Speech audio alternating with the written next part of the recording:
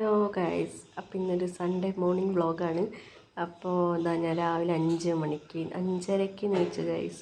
നീച്ചിതാ ഞാൻ കണ്ണാടിൻ്റെ മുന്നിൽ അങ്ങോട്ട് ഇങ്ങോട്ട് കൊപ്രായത്തങ്ങളൊക്കെ കാണിക്കുന്നുണ്ട്. അപ്പം ഞാൻ പുറത്തിറങ്ങി നോക്കുമ്പോൾ ഭയങ്കര കാറ്റ്, നല്ല തണുത്ത കാറ്റ്, നല്ല സുഖം ഉണ്ടായിരുന്നു. അപ്പോൾ കുറച്ച് നേരം അതൊക്കെ കൊണ്ട് ഞാൻ പാടത്തേക്കൊക്കെ നോക്കി നിന്ന് ഞാൻ വീട്ടിൻ്റെ ഉള്ളിൽ വന്ന് ഇങ്ങനെ കുറച്ച് ക്ലീനിങ്ങും കാര്യങ്ങളൊക്കെ ഉണ്ടായിരുന്നു.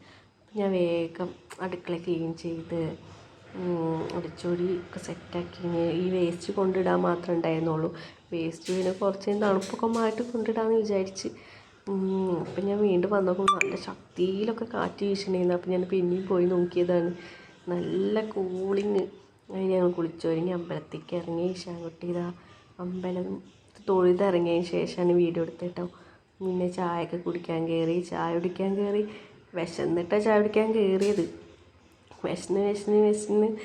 വിശപ്പിൻ്റെ വിളി വന്നു ഗൈസ്.